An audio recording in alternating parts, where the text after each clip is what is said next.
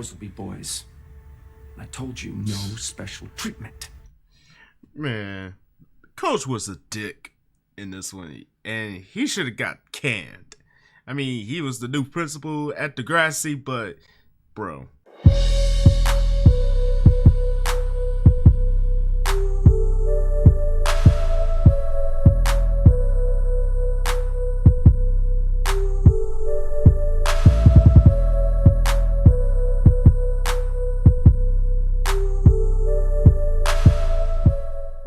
Hey yo, what's happening, peoples? It's your boy Blaze here, back at you with the number one for Venomous reactions, and today we're gonna be taking a look into a video courtesy of Miss Mojo, and this is the top 10 Degrassi storylines the show forgot about. Now, when it comes to TV shows, they often introduce like new storylines, and sometimes it pans out, and then a good portion of it is often forgotten about. And Degrassi is no different, and this is coming from a person that is pretty much an avid Degrassi fan. I mean, I'm pretty sure we're all like Degrassi fans. I mean, come on now, the days of Spinner, Jimmy, Joey, and Snake, Emma, Paige, her obnoxious ass. Oh man. But yo, we're gonna be taking a look at what Miss Mojo has to say about the storylines that Degrassi introduced, but is often forgotten about. So without further ado, let's check it out. I'm here for it. I'm not like you, with plans and stuff. I always feel like I'm behind. Welcome to Ms. Mojo, and today we're counting down our picks for the top 10 Degrassi storylines the show forgot about. Why do you keep poking holes in my plans? I'm trying to fix this! Why don't you see that? For this list, we'll be looking at the... Just a brief moment. Degrassi Next Class is one of those series I did not get a chance to take a look into. I don't know. As the years went on, I kind of veered away from Degrassi's, since everybody left. I mean, that tends to happen when you watch all of the old school episodes from beginning all the way up to where everyone moved on with their lives, and it kind of sucks, but it happens. But Next Class, I didn't get a chance to look into that one, but hey, don't shoot the messenger. I mean, I just couldn't get into it. The most notable plot points from Next Generation and Next Class that were either forgotten or poorly resolved. Plot points will be discussed, so beware of potential spoilers. Did we miss your favorite Lost Degrassi storyline? Let us know in the comments. Number 10, Paige's STD scare. Does the name Griffin ring any bells? We wouldn't be surprised if you remember that answer is episode. No. Remember when a bunch of the main crew from the early seasons graduate high school and live in that house together? Griffin is their roommate for a period of time. Any excuse to spend time in Paige Michaelchuk's bedroom, huh? Can you blame him? I'm fabulous. There's this whole flirty thing going on between him and Paige that eventually culminates in them hooking up. But Paige soon finds out that Griffin is on HIV medication. You use protection, though, right? Of course, but there's no guarantees, and I swore I would never be out of control with a guy again. Paige, if he used a condom... He still took a risk, Marco. He took a risk with my life. She completely freaks out and understandably goes to get tested. But she's told it will take months to get the results. Thankfully, in the end, actually, we have no idea what happens. Griffin pretty much disappears a few episodes later, and we guess Paige was fine. You're not gonna talk to me? Maybe in 6 months. Number 9, Emma's ST. I mean, honestly, that was like an important storyline to go with, and we really didn't know what happened to Paige after that. I mean, was she cleared? Was she not?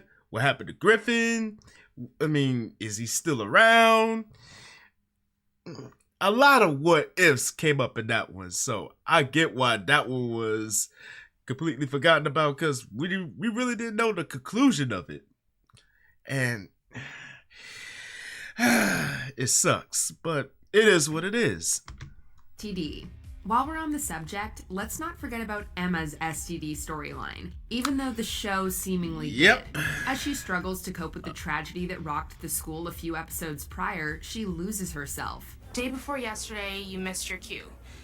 Last night, you didn't even show up to Manny's. Everyone knows you're off or whatever. As such, she starts doing some things that are pretty out of character for her, like getting intimate with Jay. But then she learns there's an infection spreading through the school that may have begun with him. Experiencing some symptoms, Emma fears she may have caught it. Orly might get a fever or a sore throat.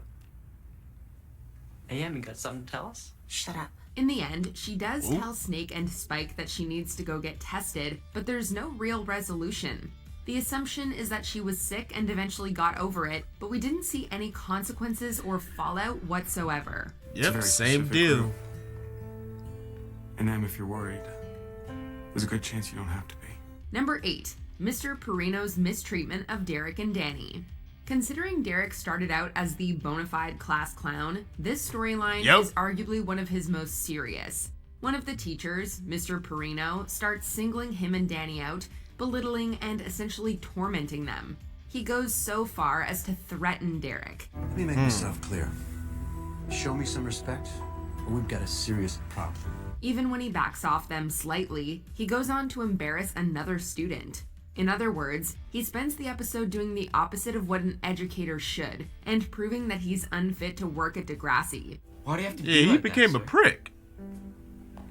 You have a problem, Mr. Haig?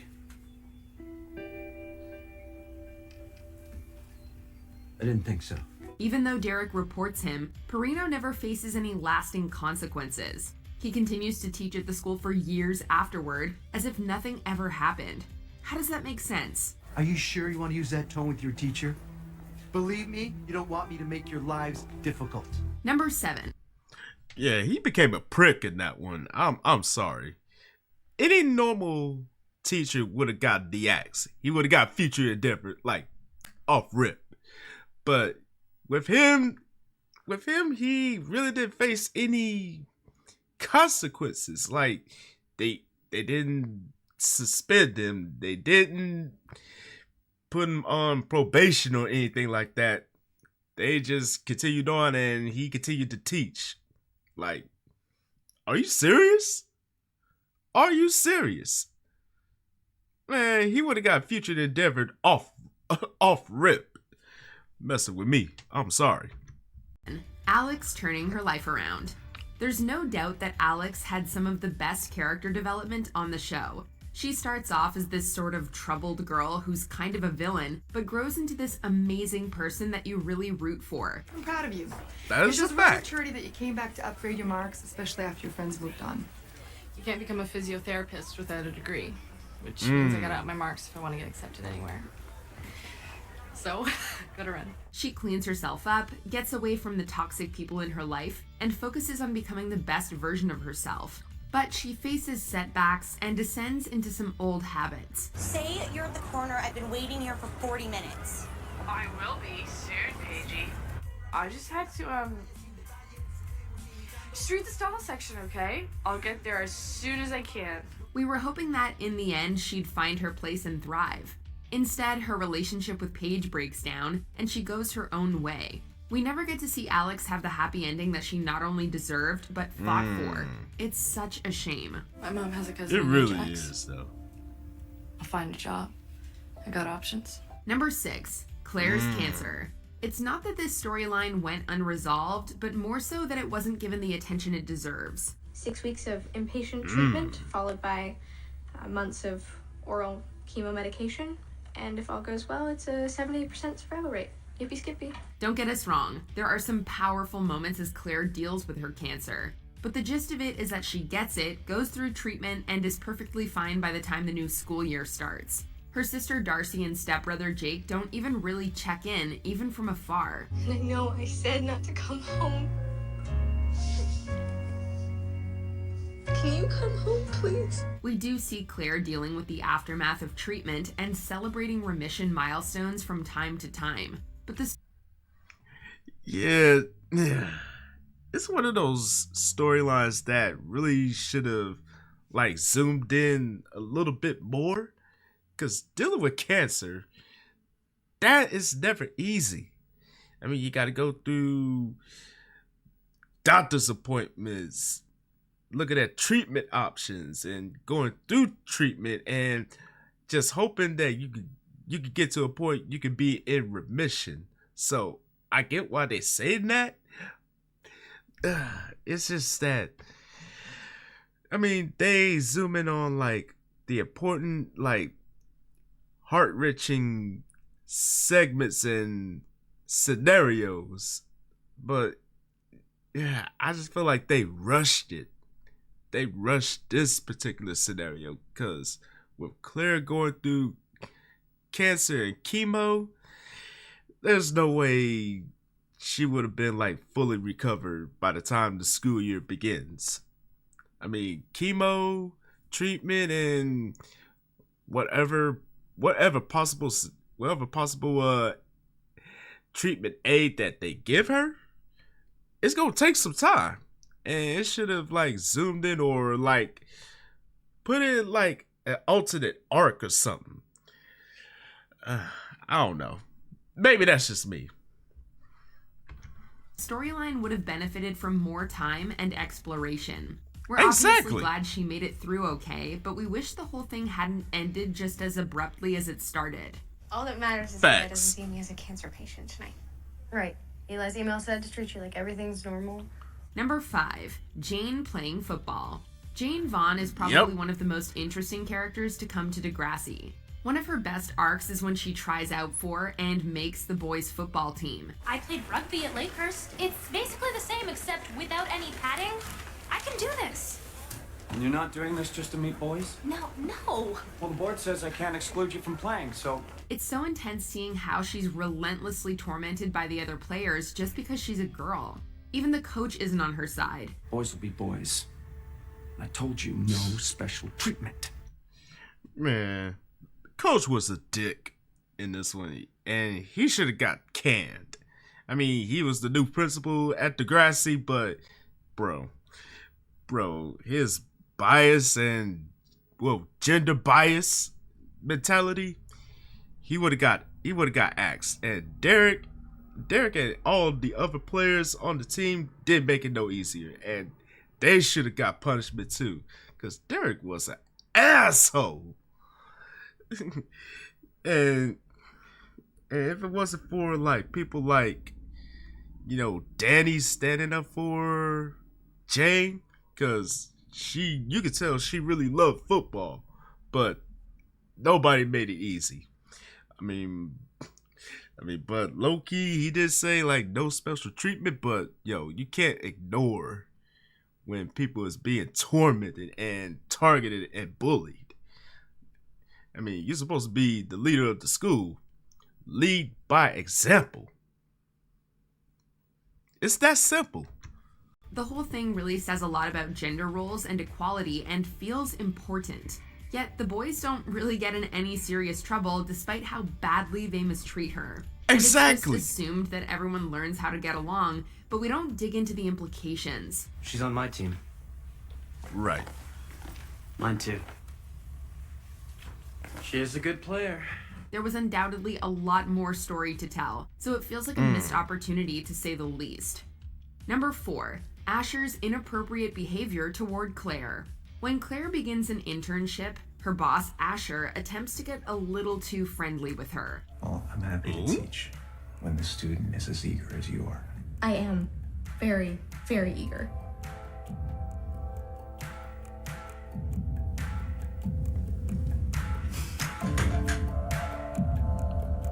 The lead up to this is actually a bit of a slow burn. We see how they interact at work, how he begins to take advantage of that, and how he ultimately harasses her more than once. She even loses her internship. This one I did not see. Seems your infatuation with Asher has crossed the line.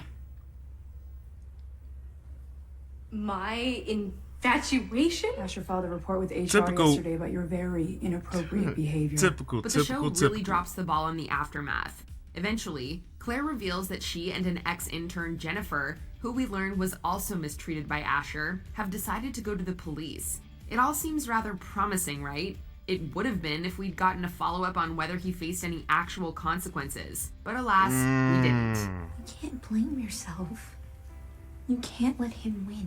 I already let him win. Number 3, Jonah's baby. Does anyone even remember this one?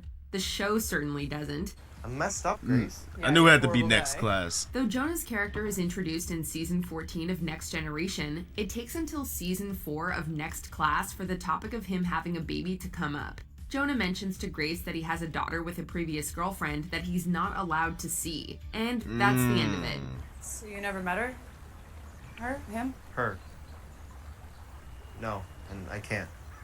We already know that Jonah has had some problems in the past that help define his character, but this reveal seems to come from nowhere and feels haphazard. For something so significant, you'd think the show would have dedicated some more time to fleshing out what happened. So I just want to talk about that before we talked about sex. Yeah, honestly, I feel like with a lot of these scenarios, they seem like they was like crunched for time, and they wanted to fit as much of the scenario into as many episodes as they could, or as much of a single episode as they could. But you can't help but wonder, like, what if with those scenarios, like, what if the consequences did happen? What if this took place? Like, what would have happened? Yeah. I don't. No comment, bro. Good talk. Number 2, Esme's mental health. Esme is never diagnosed with a specific mental illness on Next Class, but it becomes more and more apparent throughout the series that there's something deeper going on with her. Esme, I think the world of you. What happens when people start saying other stuff? Darker stuff, stuff that might be true. Freak out and bail then too. Like what? Did you know I've been in and out of therapy my entire life? She isn't simply the villain she's originally painted as. Esme has intense mood swings and frequent breakdowns that none of her friends seem to understand. Esme, what are you doing? I'm crazy, old Easy, and I'm gonna go to my car and show this young man the time of his life. Esme, stop! If only the show hadn't ended before we really got to dive into this, we might have gotten a really powerful storyline for her. We could have gotten to the heart of what was going on and watched her navigate it and heal. Instead, we're left only with what might have beens. Esme, let go of me! Think about what you're doing. It's never too late to ask for help. Before we continue, be sure to subscribe to our channel and ring the bell to get notified about our latest videos. Ring that subscribe button up. For occasional videos or all of them. If you're on your phone, make sure you go into your settings and switch on notifications. Number 1, the many disappearing characters. Everyone remembers Jimmy from Degrassi. After all, the actor went on to become Drake. But does anyone still remember Hazel? She was Jimmy's girlfriend and Paige's best friend. Yet she doesn't return after the 5th season and is rarely mentioned again. Aden, not really a common name. Maybe in Somalia. Really? And what's your last name? Oh, right. I don't care. And what about Terry? We see her recovering from the injury Rick caused in the 3rd season, but after that, she disappears. She's briefly talked about in the 4th season, but she deserved way better than that, especially... She did. And the way they ended her character off, I couldn't rock with it. I'm sorry. I mean, here she meets this amazing, well, quote unquote, amazing guy in Rick, and then only to find out that he was not only verbally abusive, but physically abusive. And as a result of that, she laid up in a coma, and she eventually woke up, but it was just a brief moment. And, you know, she's doing all right. You know, she's going through all types of headaches and whatnot, you know, as a result of being in a coma and having your head stitched up. But to have her disappear, you know, basically low-key killed her character off to a certain degree. And you don't know what's happening. I can see why it's called like the many disappearing faces of Degrassi, because most of those do not get explained as to why they left. I see why. Especially considering everything she went through. Look, I missed you. I know what you mean. The list goes on and on. Kendra, Dave, and Wesley may as well have vanished into thin air. It's no Right. wonder Degrassi is infamous for sending his characters into a black hole. It's not funny. I'm sorry. I relax. I can't. You're cool. It's easy for you. This might be my only chance to ever go on a date. I'd like to get through it accident-free. Do you agree with our picks? Check out this other recent clip from Ms. Mojo and be sure to subscribe and ring the bell to be notified about our latest videos. Yo, I ain't gonna lie, Miss Mojo, you was spot on. I mean, because most of these are often forgotten about once they're introduced, and they don't get the explanation as to why, or they don't get the focus as they should have. I mean, especially with Terry's case. I mean, come on now. You went through an abusive situation, and you been in a coma. You woke up only to showcase where you got stitched up at, and afterwards she wasn't heard from ever again. And Claire's cancer situation, I ain't gonna lie, it got focus, but not the focus that it needed to get, because it's cancer, and a whole lot of people would have resonated with that, but they didn't have it on the screen long enough for people to resonate with. And yeah, a lot of these storylines and characters, I felt like they could have got a better limelight, in my view, because at one point they were somewhat of a focal point, but then after a certain time has passed, they faded off into obscurity, never to be heard from ever again, and that kind of sucked. But it is what it is. TV, it's bound to happen. Can we expect it? Yes. Can we do anything about it? Not really. Facts of life. But let me know down in the comment section what y'all thought about this one. And as always, thank y'all for tuning in. Hopefully y'all enjoyed this one, and don't forget to tell your peoples across the globe. Come kick it with your boy just one good solid time. Like, comment, subscribe. Don't forget to share. Don't forget to click that bell so you don't miss a video from the kid. You heard me. And please feel free to follow me on social media right over yonder. Now this is your boy Blaze here saying Chuck the Deuce, and I will see y'all in the next video, and I'm out.